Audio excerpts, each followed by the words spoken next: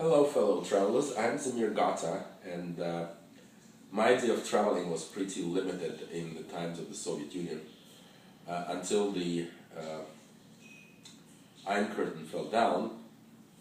My parents could afford either getting the packages at the Black Sea with the hotel, limited amount though, or plane packaged from the trade union opportunities, or go backpacking.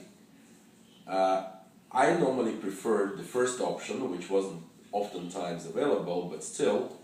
The thing which I would recall now about my experience as a child would be the only time when my family friends offered us a joint car ride to the Black Sea coast, which was estimated as about a day and a half one way, with different stops on the way at some eateries or villages in the Ukraine, which we liked. And though it wasn't very comfortable, 5 people packed in a small Russian Lada car, it broke down in the middle of the road, like halfway to the Crimea. And that's where the most exciting part for me as a kid started. Total adventure. Nowhere to eat, no people around who help you fix the car.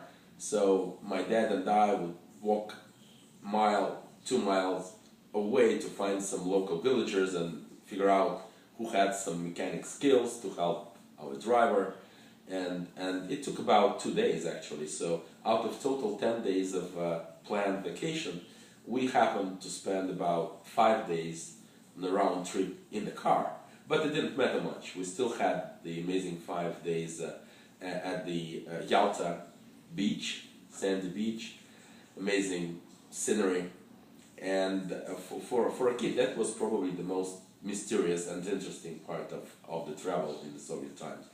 But luckily, the Iron Curtain fell down, and among many other Soviet citizens, I was given a chance to travel. And my first visit to the US in 1990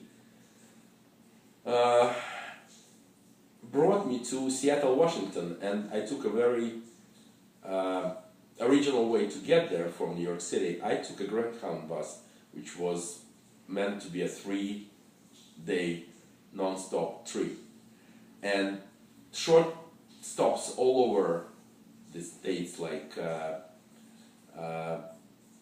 Illinois, North Dakota, and Oregon, brought me to meet people who couldn't figure out where I came from, because definitely my strong Russian accent, and probably they didn't expect Russians to speak English, and had different stereotypes about what Russia was all about, helped me to break that ice of misunderstanding. So even just short, like 20-30 minute conversations with the people on the way on the bus, who were my fellow travelers, helped me bring some message that Russia is not only just the land of Siberia and white bears. We found mutual topics about culture, about ballet, movies and stuff.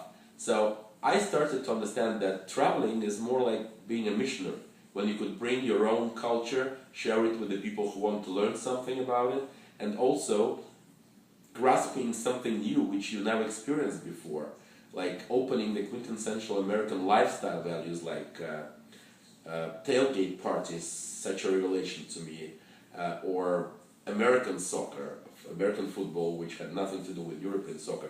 So it's all about experience. Life is all about experience. Luckily, I met Anthony Bourdain. Actually, he met me first, and we became friends and fellow travelers. And I learned amazing art of Tony.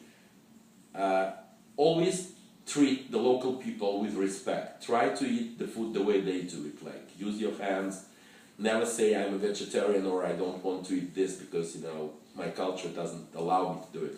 Try to mingle. Try to mix your own food ideas with the people you meet, and that's the only way to make your life interesting and to make the people you meet interested in what you can bring to the table.